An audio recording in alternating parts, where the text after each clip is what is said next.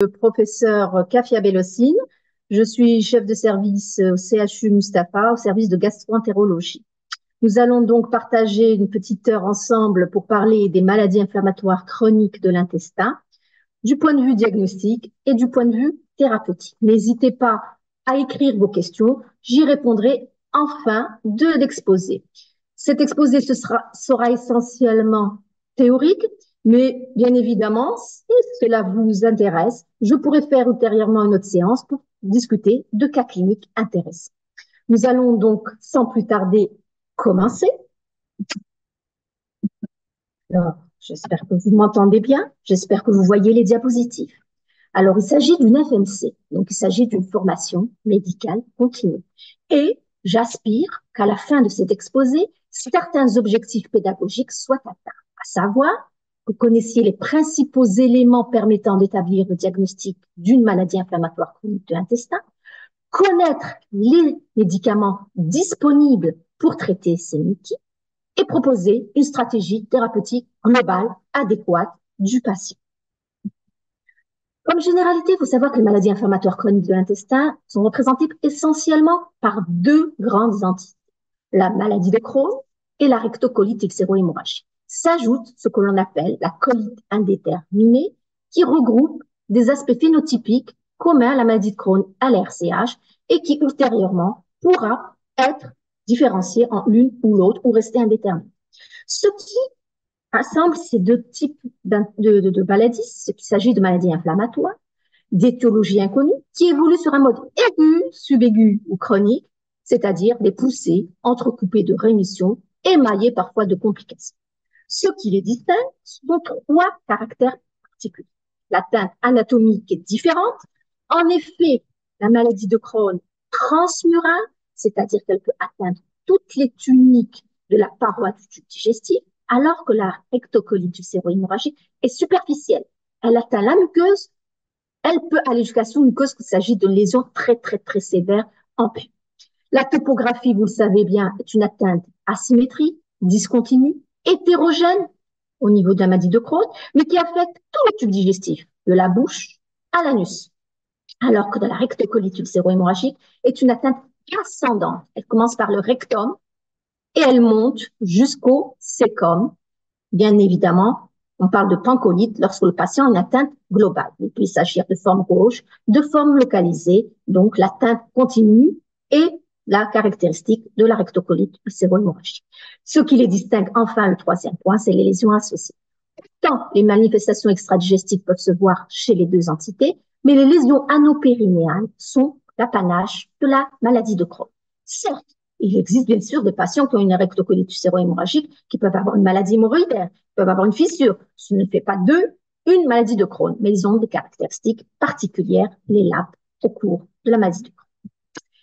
Alors, pourquoi s'intéresser à cette question? Comme vous l'a dit si justement Madame Bougain, il s'agit d'une pathologie qui connaît bien sûr une évolution ascendante sous nos climats, avec une fréquence de plus en plus augmentée en prévalence, en incidence. Il s'agit dans nos services de gastro-entérologie une des causes les plus fréquentes d'hospitalisation ou de consultation en ambulatoire. Le diagnostic est parfois tardif, mais largement amélioré depuis l'avènement et la généralisation de l'endoscopie, pose quelques diagnostics différentiels que nous verrons. La prise en charge thérapeutique est très ardue, complexe, de plus en plus personnalisée. Elle tient compte et du patient et de la poussée, et chaque patient et chaque poussée sont différents. Le traitement, malheureusement, n'est que suspensif, mais avec l'avènement des nouvelles thérapeutiques, il permet quand même de longues périodes de rémission avec un contrôle quand même global de la maladie. Pronostic, bien évidemment, vous comprendrez aisément qu'il est imprévisible et qui peut, bien évidemment, être émaillé de complications, malheureusement, qui grèvent un petit peu la qualité du patient, que nous verrons en dernier chapitre. Un mot très rapide pour vous parler de physiopathologie. Qu'est-ce que sont les MIC, les maladies inflammatoires chroniques de l'intestin? Sont finalement la résultante, la conséquence de l'activation anormale, inappropriée du système immunitaire intestinal contre soi. Ce dérèglement survient chez un patient génétiquement prédisposé à la faveur de ce qu'on appelle une dysrégulation du microbiome, c'est-à-dire un dysmicrobisme, et tout ceci est modulé, initié pérennisée par des éléments de l'environnement, dont les plus connus sont le tabagisme. Cette inflammation intestinale qui survient entraîne les lésions muqueuses dont je vous ai parlé précédemment, que nous verrons, et à l'origine, bien évidemment, de tous les symptômes, tout le cortège de la symptomatologie qui en découle. Un mot pour vous parler d'histoire naturelle, car lorsque l'on ne traite pas cette maladie inflammatoire chronique de l'intestin, l'inflammation en rouge, bien évidemment, est perpétuelle à un niveau maximal. Elle va au fur et à mesure détruire cette fameuse paroi, comme vous le voyez en jaune, et entraîner l'augmentation du handicap, l'altération de la qualité de vie des patients. Cette inflammation peut se résumer en une ambiance phytokinétique inflammatoire majeure qui, au fur et à mesure, va réduire la lumière de l'intestin, entraînant ce qu'on appelle des sténoses. Ces sténoses et cette ambiance inflammatoire va parfois induire des relations entre les différents segments, c'est ce qu'on appelle les fistules. Et au bout de 20 ans, 94% des patients présentent des complications de ce type, fistulisation, obstruction, microperforation chez les patients présentant une maladie. Pour se résumer, au fur et à mesure du temps, les phénomènes inflammatoires en orange vont diminuer à la faveur des phénomènes sténosants, des phénomènes pénétrants fistulisants, et le recours à la chirurgie va être plus accru. C'est pourquoi l'on parle d'une intervention précoce pour de la maladie de Crohn. Dès le diagnostic, il faut agir vite avant d'arriver à la sténose, à la fistule, à l'abcès, la chirurgie, sténose, fistule, abcès. Il y a une fenêtre de tir optimale dans les 18 premiers mois. Et lorsqu'on agit tôt, on peut, en effet, aplatir cette fameuse courbe ascendante des complications. Donc, notre action dans les 18 premiers mois, si l'on fait précocement le diagnostic, on donne la bonne arme thérapeutique adéquate au patient, on peut peut-être améliorer son pronostic très certainement. Dans la rectocolite ulcéro-hémorragique, tous les malades n'ont pas une évolution sévère. Vous voyez, on disait des patients présentaient des poussées rémission chez un tiers des patients. Dans la majorité des cas, il y a quand même des poussées qui vont, au fur et à mesure du temps, s'amoindrir en intensité. Mais par ailleurs, il y a des patients qui sont poussées continues, que l'on appelle une forme chronique active. Donc, c'est des patients très difficiles à gérer. Et une minorité, mais certes, qui peut arriver à des situations très graves, peuvent, au fur et à mesure de leur évolution, présenter des formes de plus en plus sévères, difficiles à contrôler. Ça, c'est vraiment le pronostic difficile à gérer.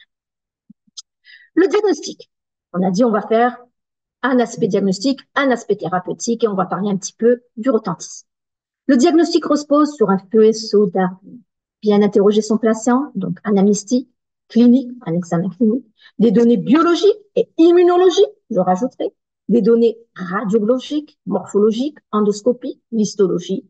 Et parfois, au terme de tous ces examens, on ne fait pas la distinction entre maladie de Crohn, maladie RCH, comme je vous l'ai dit, on reste en colite indéterminée, et ce n'est que l'évolution qui permettra peut-être de poser une étiquette définitive de diagnostic. Alors, dans un premier temps, ce qu'il faut faire, c'est surtout éliminer ce qui n'est pas une maladie inflammatoire chronique de l'intestin, c'est-à-dire, chez nous, essentiellement, les coliques infectieuses, médicamenteuses, ischémiques, et en premier lieu, la maladie, vous connaissez, la tuberculose, qui est, bien évidemment, sévit à l'état endémique sous nos cliniques.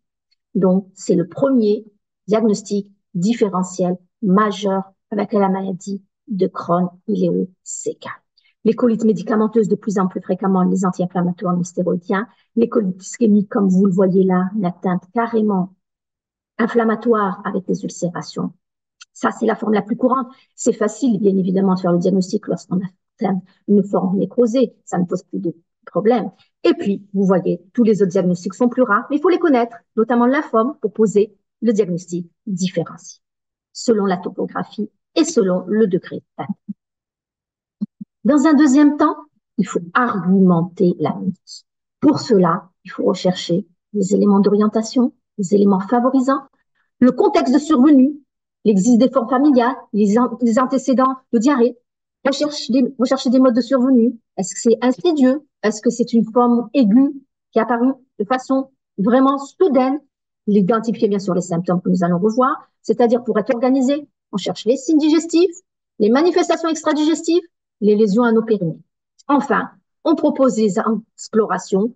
Bien évidemment, le mieux, c'est d'assurer une balance entre le confort, l'acceptabilité qui est en faveur des prélèvements sanguins, des prélèvements de sel et de la radiologie, et des explorations qui sont un peu plus difficiles, qui sont plus dans l'examen de certitude, qui sont la précision, la performance avec l'endoscopie et l'histologie.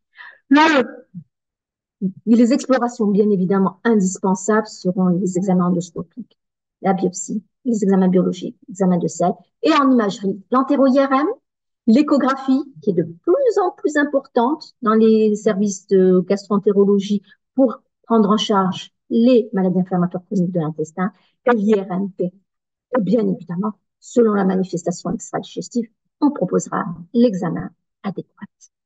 En fait, voici le résumé des examens, de la prise en charge, de la symptomatologie qui nous permet d'évoquer une maladie inflammatoire chronique de l'intestin. Les symptômes digestifs, pour commencer. La myquite peut être asymptomatique, découverte fortuitement. Lorsqu'un patient fait une échographie pour une raison alpha, on trouve un épaississement, on trouve une atteinte des adénopathies, on explore. Tableau aigu chirurgical, c'est surtout un tableau que nous verrons dans les complications. Les manifestations extradigestives aussi peuvent être révélatrices de la maladie, que nous verrons dans un deuxième temps. Et enfin, le tableau le plus fréquent, il s'agit d'une installation progressive de symptômes spécifiques, différents, variables selon les patients, mais qui globalement se résument en troubles du transit, douleur abdominale, rectorragie, et tout ceci s'intègre dans un tableau de signes généraux qui assemble de la fièvre, une altération de l'état général, anorexie, amaigrissement, asthénie, présente lors du diagnostic chez un patient sur 3. Et, bien évidemment, il y a déjà un retentissement métabolique et nutritionnel à évaluer dès le début. L'examen physique complet de tous les appareils réalisés, et notamment l'examen proctologie. Comme je vous le disais, maladie systémique. Il s'agit d'une maladie systémique. Les maniaques sont une maladie systémique. Et dans 24 à 40%, c'est-à-dire presque un patient sur 2, des manifestations extradigestives s'associent à la symptomatologie digestive. Ces manifestations extradigestives peuvent être contemporaines des poussées, peut-être révélatrices des poussées. Chez un patient sur 2 encore, elles seront multiples. Elles évoluent essentiellement en fonction de la poussée de son traitement, mais elles peuvent être totalement indépendantes. Elles peuvent évoluer à leur propre compte, c'est-à-dire qu'on aura non seulement à traiter la maladie inflammatoire digestive, donc c'est déjà un fardeau pour le malade, mais en plus, on aura à traiter la complication ou la manifestation extradigestive qui sera totalement autonome. Vous voyez un petit peu l'impact difficile que pose la prise en charge de ces maladies, et notamment la gestion chez les patients. Donc, à titre d'exemple, je vous ai mis les manifestations les plus fréquentes sont les manifestations cutanéo-muqueuses, là vous voyez un pyoderma cancrénosum, les manifestations articulaires, là vous voyez une arthrite inflammatoire, là vous voyez un érythème noueux, là vous voyez des aftes au niveau de la langue. Les complications, je vous ai dit, maladie qui a tendance à sténoser, donc on aura des occlusions intestinales. Nous aurons maladie qui a tendance à pénétrer, à perforer, c'est-à-dire des perforations soit colmatées, soit carrément en abdomen, les hémorragies digestives, les abcès multiples, les fistules entre anses digestives, avec l'appareil gynécologique, avec l'appareil urinaire, et puis bien évidemment, la complication ultime, c'est la dégénérescence, dans les formes notamment étendues au niveau de la rectocolite séro-hémorragique. Et à partir de 8 ans, il existe même un protocole de surveillance. Enfin, il faut examiner, évidemment, toujours, les lésions anopérinéales. À la recherche de maristes qui ont un caractère pseudocondylomateux, je vous montre là, qui doit poser d'ailleurs un diagnostic différentiel avec des maladies, des infections sexuellement transmissibles. Donc, il ne faut pas oublier, quand il existe des lésions anopérinéales, de poser ce diagnostic différentiel. Des ulcérations assez profondes, assez caractéristiques. Les abcès et les fistules que vous voyez à ce niveau-là, un petit abcès en bas, avec une fistule à ce niveau-là qui coule déjà depuis 200 mêlées, depuis 200 mêlées. Donc, l'examen est indispensable. Vous voyez, là, je ne vais pas, bien sûr, vous les détailler. Tous les appareils, toutes les structures peuvent avoir une manifestation extradigestive au cours de la maladie inflammatoire chronique de l'intestin, qu'il s'agit ostéo-articulaire, cutanéeuse, hépatobiliaire, hématologique, ophtalmologique, le pancréas, urogénital, pleuropulmonaire. Il y a même des localisations que l'on appelle des granulomes au niveau de la peau, au niveau du rachis, au niveau des yeux, carrément des granulomes inflammatoires. C'est tout particulier à la maladie de Crohn. Les explorations. On va aller du plus simple au plus compliqué. Bilan biologique, évidemment, inflammatoire s'impose. La CRP, mais comme vous le voyez sur le schéma, 30% des patients avec CRP bas sont des lésions endoscopiques. La calprotectine fécale est plus sensible et plus spécifique à toutes les étapes de la prise en charge de la NITI. Et pour vous en donner un exemple pertinent, vous voyez là les patients qui sont suivis par calprotectine fécale. Vous voyez la courbe bleue, c'est les patients qui n'ont pas rechuté. La courbe rose, c'est ceux qui ont rechuté sur le plan clinique et endoscopique. Et déjà, à 4 mois avant la rechute, il y a élévation de la calprotectine. Donc, c'est un marqueur qui est de plus en plus utilisé pour le suivi des maladies inflammatoires chroniques de l'intestin pour la prise en charge. Il devient incontournable. Bien évidemment, nous ferons le bilan de retentissement, le bilan nutritionnel et l'endoscopie. L'endoscopie, la fibroscopie systématique, notamment lorsqu'il existe une maladie de Crohn. L'iléocoloscopie, elle est incontournable pour le diagnostic positif, différentiel, préciser la topographie, l'étendue, la distribution des lésions, la sévérité, la gravité, pour suivre, bien sûr, son évolutivité, sa cicatrisation, la réponse au traitement, et enfin la surveillance pour le dépistage de la néoplasie ou de la dysplasie. On fait une entéroscopie rarement, lorsqu'on a besoin vraiment de faire un diagnostic différentiel avec des biopsies. Sinon, une vidéocapsule du grêle fait partie intégrante du bilan d'une maladie inflammatoire, d'autant plus si l'on a des symptômes qui sont très évocateurs avec le contexte d'une maladie inflammatoire, notamment maladie de Crohn, surtout maladie de Crohn, et que la fibro, la colo sont bien évidemment normales, on peut trouver des lésions totalement en faveur d'une maladie de Crohn à la vidéocapsule. Quelques images pour vous montrer l'aspect que peut avoir une maladie de Crohn, de gravité croissante. Nous avons là ce qu'on appelle les ulcérations aftoïdes, comme les aftes au niveau de la bouche. C'est une petite ulcération, perte de substance superficielle entourée d'un halo inflammatoire. Nous avons des ulcérations plus superficielles que l'on appelle en rail, c'est-à-dire plus larges, plus étendues. Là, nous avons carrément des ulcérations profondes, avec carrément un empiètement sur la muqueuse, avec une profondeur certaine et des ulcérations en puits. Et nous avons les sténoses, qu'elles soient non ulcérées à ce niveau-là, comme vous le voyez peut-être pas très bien à ce niveau. Nous avons, au cours de la rectocolite séro-hémorragique, ce qu'on appelle le sous-score de Mayo, qui nous permet de parler un langage universel avec une classification commune internationale. Nous avons le stade 0, il n'y a pas de question. Le stade 1, c'est une maladie minime avec un érythème. Nous avons le stade 2 avec un aspect d'absence du réseau vasculaire, érythème plus marqué et des érosions plus superficielles, une friabilité. Et là, nous avons le stade 3, qui est une maladie sévère, des ulcérations étendues, une muqueuse qui perd le sang, qui est fragile. Bien évidemment, les biopsies sont incontournables, systématiques, en muqueuse saine et en muqueuse pathologique. Et une image d'une vidéocapsule vous montrant, au niveau de l'intestin grêle, cette fameuse lésion aftoïde qui fait carrément le diagnostic, notamment lorsque la fibroscopie et la coloscopie sont normales.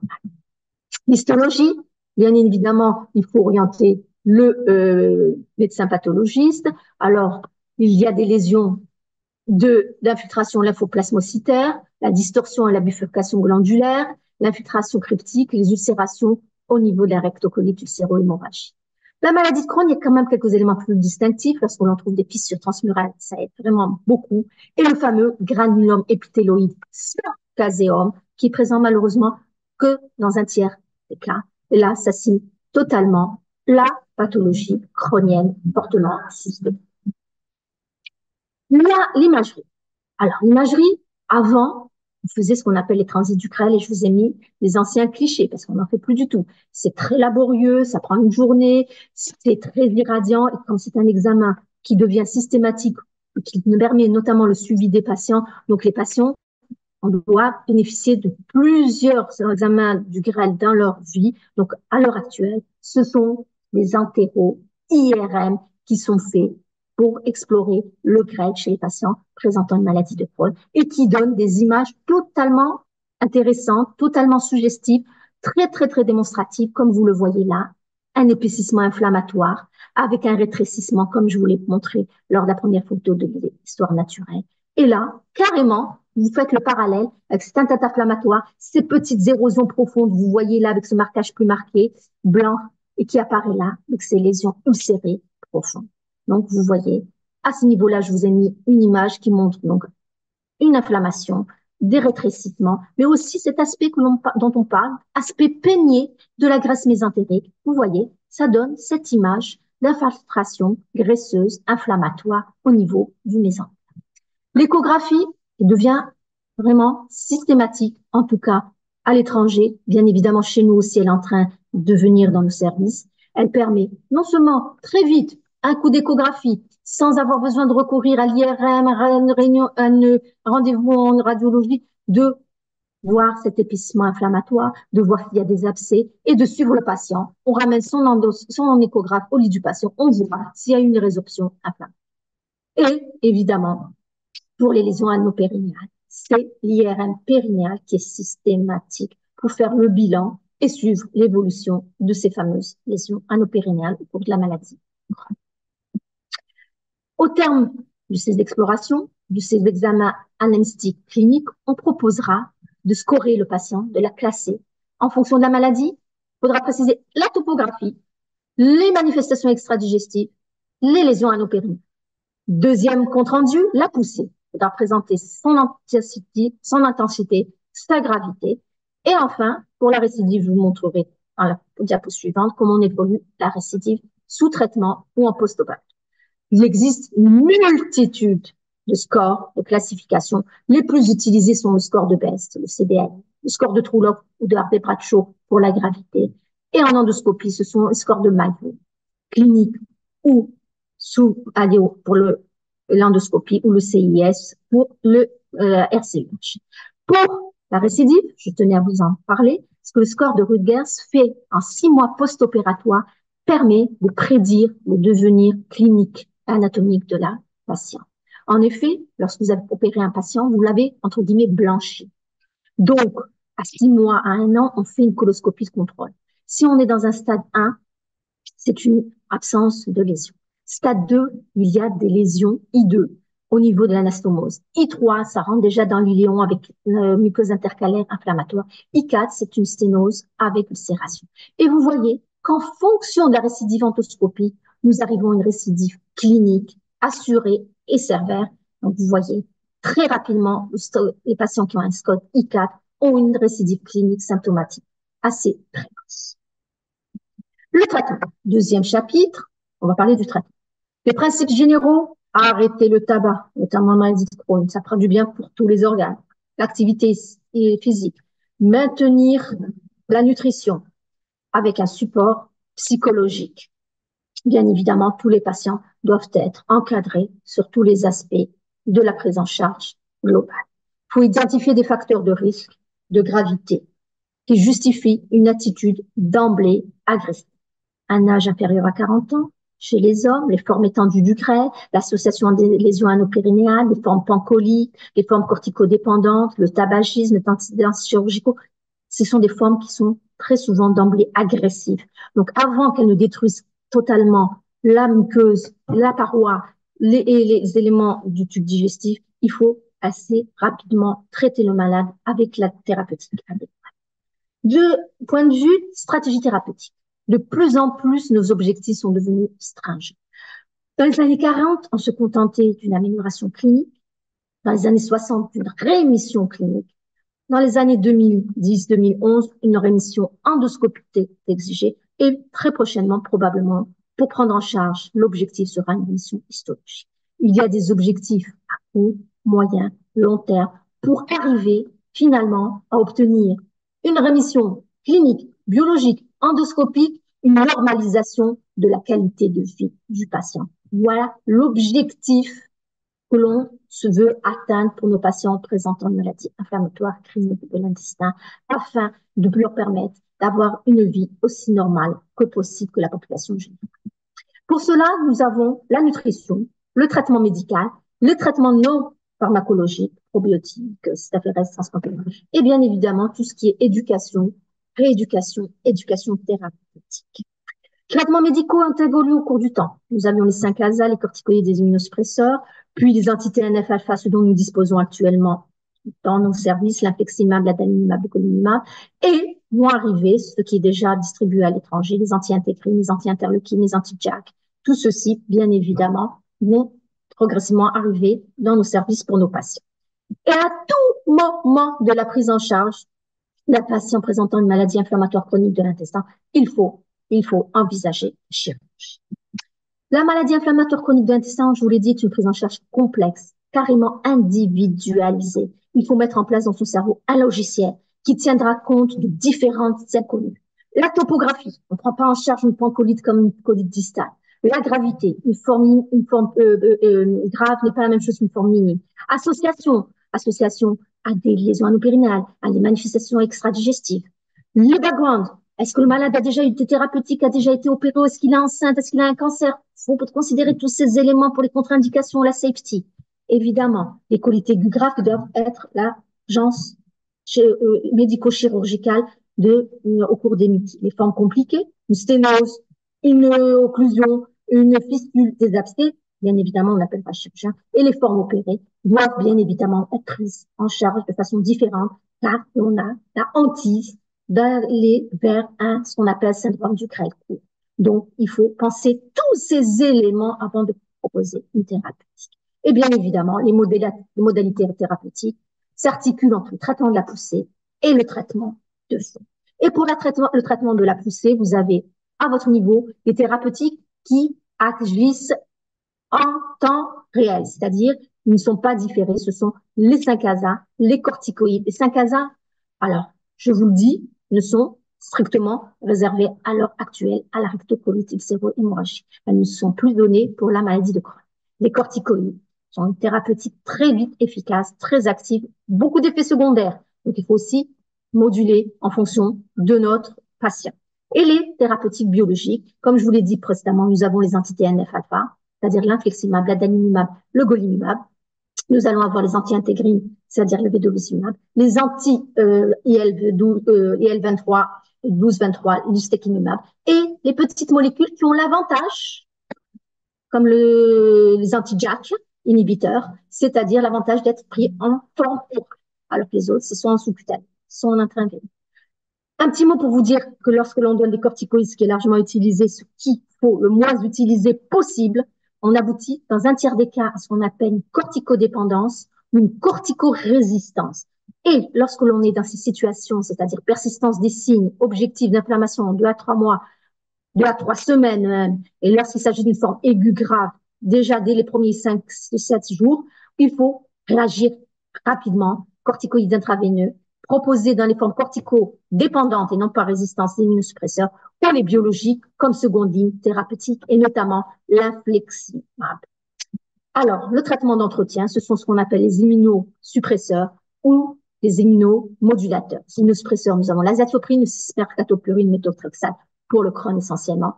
Ils n'induisent pas la rémission. Pas la peine de les donner en poussée. Ils ne régleront pas votre poussée en période aiguë. Mais oui, pour le maintien de la rémission, lorsqu'on a obtenu la rémission avec notre traitement de la poussée, on peut la maintenir en avec les immunosuppresseurs. Sinon, les molécules biologiques ont une action aussi bien en poussée qu'en entretien. Ils se donnent aussi bien en combothérapie, c'est-à-dire pour augmenter leur efficacité et diminuer leur immunogénicité avec des immunosuppresseurs, ou en biothérapie, c'est-à-dire on associe dans les centres d'experts deux biologiques différents.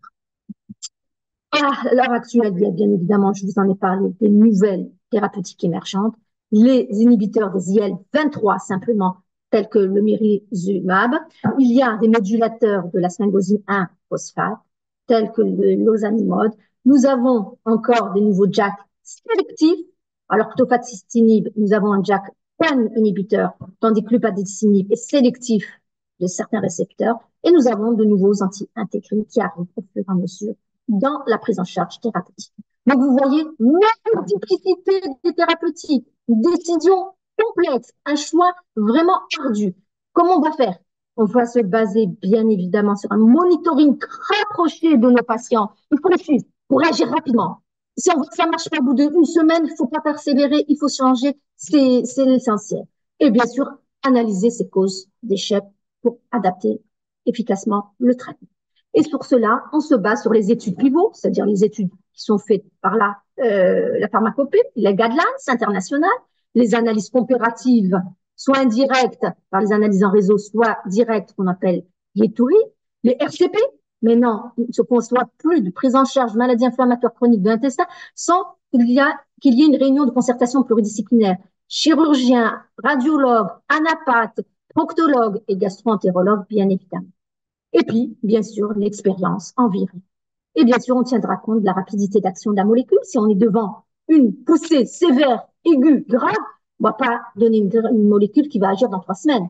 Il faut faire le nécessaire très rapidement. On va tenir compte d'une homogénéité de la molécule, des comorbidités du patient. Si on a un patient qui fait un cancer parallèlement, on ne donnera pas certaines thérapeutiques. La sécurité d'emploi, les contraintes locales, bien évidemment, les disponibilités, le réseau, la prise en charge et les coûts. Les thérapeutiques, les labs, c'est aussi une grosse problème au cours de maladies inflammatoires chroniques de l'intestin. Là, le versant est clairement médical, les anti-TNF et les immunosuppresseurs et les antibiotiques, et chirurgical avec l'avivement et la fermeture du trajet. Et dans certains centres, on donne des cellules souches pour essayer de combler et fermer ces fissures. Donc, la référence, c'est la combinaison chirurgie anti-TNF-alpha, drainage par cétone, et drainage par cétone plus anti-TNF-alpha permet d'augmenter le taux de réponse positive. Bien évidemment, lorsque l'on a donné le traitement adéquat, il faut s'assurer que le patient reçoit le bon traitement au bon moment. Donc, de l'observance du patient, mais aussi de son suivi par rapport aux paramètres cliniques, paramètres biologiques, paramètres endoscopiques. Et bien sûr que le symptôme soit lié à la maladie inflammatoire. Et finalement, si l'on doit résumer la prise en charge, c'est le monitoring. On peut donner une RCH, une thérapeutique que l'on pense adéquate à un moment T, c'est-à-dire un 5 ASA par exemple, et puis le malade ne s'améliore pas ou s'aggrave très vite, on lui donne des corticoïdes, mais on était là et on n'a pas laissé la situation se dégrader pendant des mois. Donc, très vite, la réactivité et le monitoring. Alors, pour finir, de la qualité de vie, comme je vous l'ai dit précédemment, nous avons des patients qui ont des signes inflammatoires qui sont mis en évidence par l'endoscopie, l'histologie, l'imagerie, les biomarqueurs. Et nous savons ce qui nous est rapporté par les patients, ce qu'on appelle le concept de patient reported outcome. Les PRO2, ce sont les symptômes. Troubles du transit, douleur abdominale, rectorragie. Et les PRO1, c'est tout ce qui est attrait à la qualité de vie, c'est-à-dire la répercussion de l'ensemble des données de l'inflammation et des PRO2 sur la sexualité, la vie sociale, la vie médicale, la vie familiale, la vie professionnelle, tout ce qui entraîne un handicap. Et je vous l'ai dit, à l'heure actuelle, l'objectif pour nos patients présentant une maladie inflammatoire chronique de l'intestin, c'est le retour à une vie normale. C'est l'objectif ultime de la prise en charge unique. Et pour cela, il existe bien évidemment différents scores, différents questionnaires qui permettent d'apprécier la qualité de vie, la productivité, l'handicap, la fatigue, la dépression et l'anxiété chez ces patients qui sont bien évidemment atteints à différents degrés. Et en consultation, pour vous, très rapidement, nous avons ce que nous appelons l'IBD disque. C'est un disque qui présente différents items, les douleurs abdominales, le sommeil, l'image de soi que l'on a, les problèmes de la fonction sexuelle, et l'on note de 0 à 10 le degré apprécié subjectivement par le patient. Et de consultation en consultation, on peut voir l'évolution des différentes données de ces différents items pour voir si le traitement donné répond à nos attentes et aux attentes du patient ou s'il faut réagir et adapter. Et pour exemple, je vous ai donné cette cohorte française de 2014 qui montre l'expression du vécu du patient par rapport à sa maladie et à ses traitements. 53% ont une qualité de vie, ils considèrent comme altérée, avec un patient sur 3 un handicap fonctionnel, une fatigue sévère qui persiste chez un patient sur 2, anxiété, un patient sur 2 avec dépression, et la baisse de productivité du travail chez les patients, 51% des patients. Vous voyez, pratiquement un patient sur 2 a une répercussion difficile de sa maladie sur son quotidien. Donc, l'essentiel est aussi d'axer la prise en charge sur la réalité de la relation médecin-malade. Car certes, nous avons des ambitions de plus en plus stringentes, comme je vous l'ai dit, une cicatrisation, une rémission clinique, biologique, endoscopique, radiologique et presque histologique. Donc, tout ceci, ça se conçoit à long terme. Une cicatrisation profonde en allant de optimisation du traitement, alors que le patient, lui, pense à court terme. Plus de symptômes, une qualité de vie. Donc, il faut que nous arrivions à nous rejoindre au milieu pour pouvoir atteindre ces objectifs doubles, aussi bien du patient que du malade, avec une éducation thérapeutique et une relation privilégiée du malade avec des groupes d'écoute, avec bien évidemment des groupes de patients. Pour conclure, vous le voyez bien, la prise en charge d'un patient présentant une maladie inflammatoire chronique de l'intestin est globale. Elle est au long cours. Il s'agit souvent de patients jeunes, 25-30 ans. Donc, c'est une maladie qui dure toute la vie. Le diagnostic se passe sur la symptomatologie digestive, extradigestive, les lésions anopérinéales, les explorations biologiques, les selles, l'imagerie, l'endoscopie. Les formes sont aiguës, chroniques, poussées et les complications surviennent à tout moment et évoluent pour grever le pronostic. Le traitement, comme vous le voyez, est de plus en plus personnalisé, se basant sur une relation privilégiée médecin, malade, famille. Et prise en charge est multidisciplinaire à tous les niveaux grâce à des réunions de concertation pluridisciplinaires. Et le maître mot, bien sûr, monitorer pour réagir au plus vite, au mieux, au plus proche de nos patients et répondre de façon favorable à leurs attentes légitimes. Voilà, je vous remercie. Merci, professeur Belhoussine. Apparemment, vous avez une pluie de questions. Oui. Qu'est-ce que j'allais vous dire? C'est moi qui vais commencer. Quand vous dites, quand vous parlez de pluridisciplinarité, c'est là que rentre l'intérêt de la numérisation du dossier. Oui, oui, bien évidemment. Parce que le patient est vraiment fatigué d'aller de par-ci, par-là. Je suis en crise de Crohn. Je rentre dans une fatigue par la suite et je vais commencer à me déplacer d'un spécialiste vers un autre. Par contre, s'il y avait le dossier qui part de chez vous, est-ce que ça se fait? La question que je pose. Alors, merci pour votre question, madame. Maintenant, nous avons la prise en charge des maladies inflammatoires chroniques de l'intestin se fait à trois niveaux. Hospitalisation, consultation et hôpital visio. L'hôpital visio, c'est ce qui simplifie la vie des patients. Ils viennent le matin, ils font leur traitement, surtout des traitements parentéraux, des molécules biologiques. Et tout est consigné sur ordinateur pour qu'on puisse les suivre. Bien évidemment, le c'est d'éviter le maladie du patient, parce qu'ils sont dossiers actuels. On est bien évidemment concentré sur nos ordinateurs. Avec nous, les patients, on n'a pas besoin de papier. Mais si on va faire différemment, c'est bien évidemment l'intérêt de la mémorisation. Mais comme je vous l'ai dit, l'intérêt de la prise en charge d'un patient présentant une Mickey, c'est d'avoir une excellente relation médecin-malade-entourage. Donc, vraiment, il faut fidéliser son patient parce que c'est une maladie au long cours, c'est une maladie qui se complique, c'est une maladie qui a eu déjà des interventions, qui a déjà eu des traitements. Donc, s'il va faire un traitement par médecin, c'est dans son intérêt. C'est pas dans son. Voilà. Je vous laisse avec les questions de la forme. Vous arrivez à les lire? Oui, oui, j'arrive à les lire, bien évidemment. Alors, on va commencer. Je vais les lire. Alors, bonjour. Merci. Merci. Bonjour à tous. Consultation, pas de son. Le son, ça va maintenant. Alors, j'y vais. Dès que je trouve une question, je la pose. Pas de son, je fais entendre. Bonjour, le micro, professeur, le son. Ah, vous m'entendiez pas? Si. Est-ce que le germe peut Est-ce que le Crohn peut cancériser? Oui. Alors, ça, c'est une première question. La maladie de Crohn, la rectocolite ulcéro-hémorragique peuvent cancériser. Alors, ils peuvent cancériser. Notamment, il existe un plan de dépistage au niveau du côlon. Ce sont essentiellement les patients qui ont une maladie active, inflammatoire appabrée, les patients qui présentent une cholangite sclérosante, mais surtout les patients atteints de colite, c'est-à-dire une atteinte de côlon, et une atteinte aussi qui évolue depuis plus de 8 ans.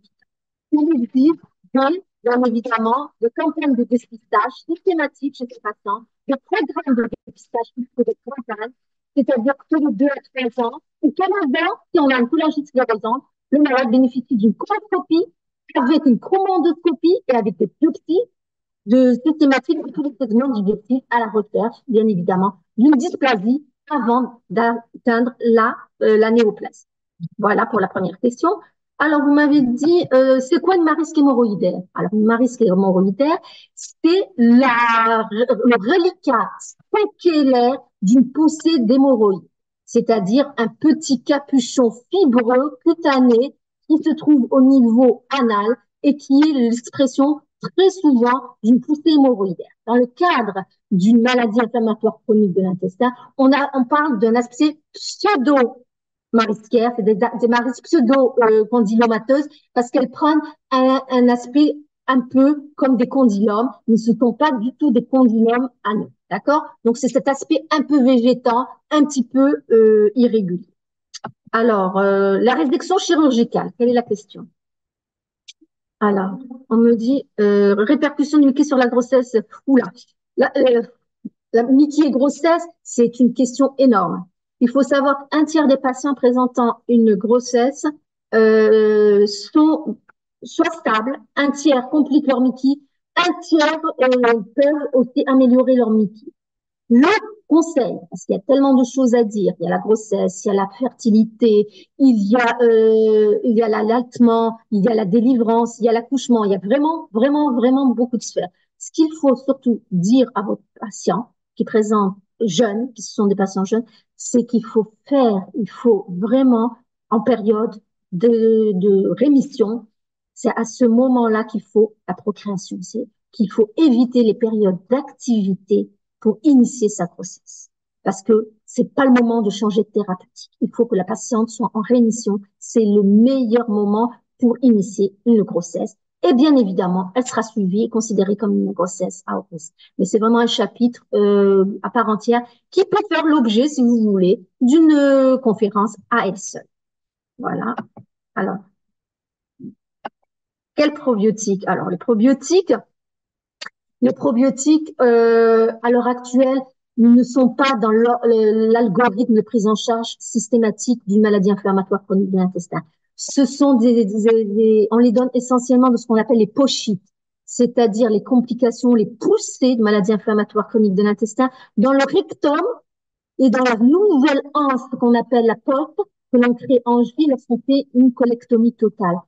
C'est essentiellement ce qu'on appelle un mélange de probiotiques, c'est-à-dire de micro-organismes. C'est le VSL3 qui n'est pas disponible actuellement chez nous. Mais ce ne sont pas la thérapeutique majeure, ni essentielle, ni prioritaire dans la prise en charge d'une maladie inflammatoire chronique de l'intestin. Pour ça que je voulais citer simplement et que je ne suis pas du tout étalée. Pour que vous ayez cette connaissance, bien évidemment. Alors, là, on me dit patient qui a un trouble du transit, prise exagérée des AINS, CRP très élevé, arthralgie, conduite à tenir. La conduite à tenir, c'est de voir un médecin. Je ne peux pas partir, il faut absolument faire une coloscopie.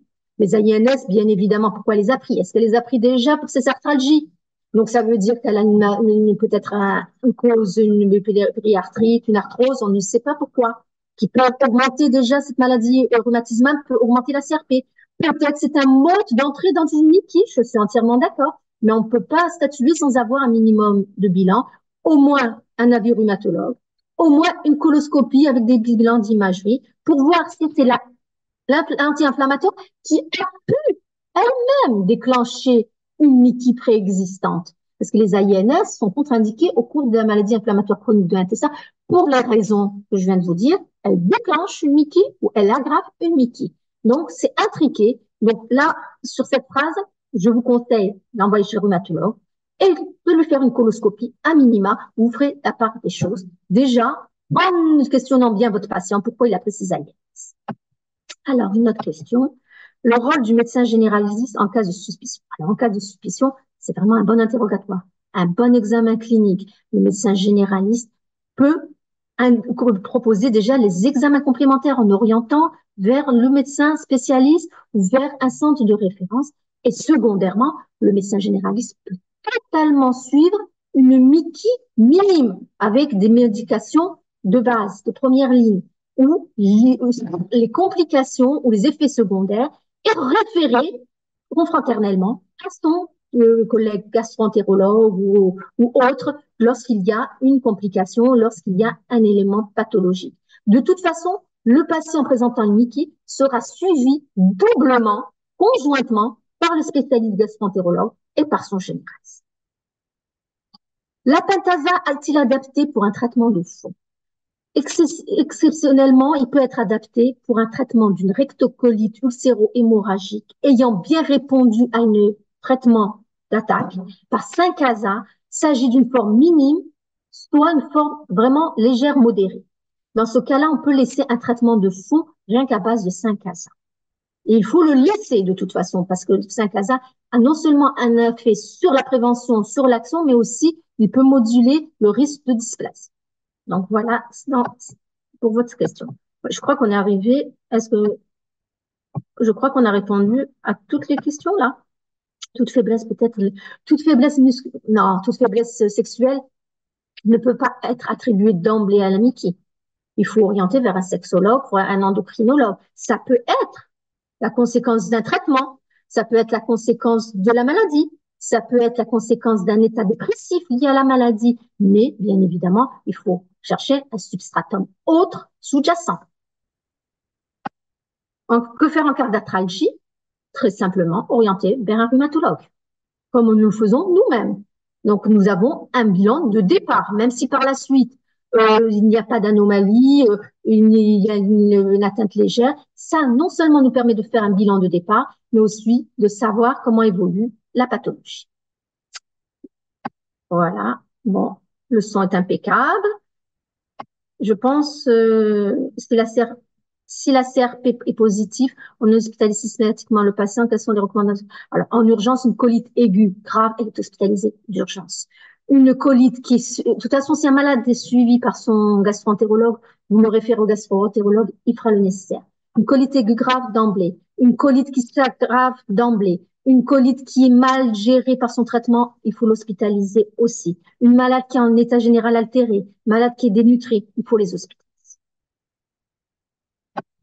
Bon, je pense qu'on a fait le tour des questions. Oui.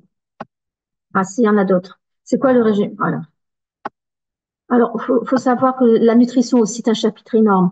Parce que la nutrition, elle a comme but non seulement d'apporter, de pallier à tous les déficits que l'on rencontre lorsqu'on a des diarrhées, des vomissements, une anorexie. Donc, elle compense tous les déficits nutritionnels, mais elle peut, notamment chez l'enfant, avoir un effet anti-inflammatoire, ce qu'on appelle la nutrition entérale continue, qui permet, dans certains cas, vraiment de cicatriser la maladie inflammatoire, essentiellement chez l'enfant. Elle permet de passer un cap avant de donner des thérapeutiques ou même à la place de certaines thérapeutiques qui n'ont pas marché. D'accord? Donc, c'est tout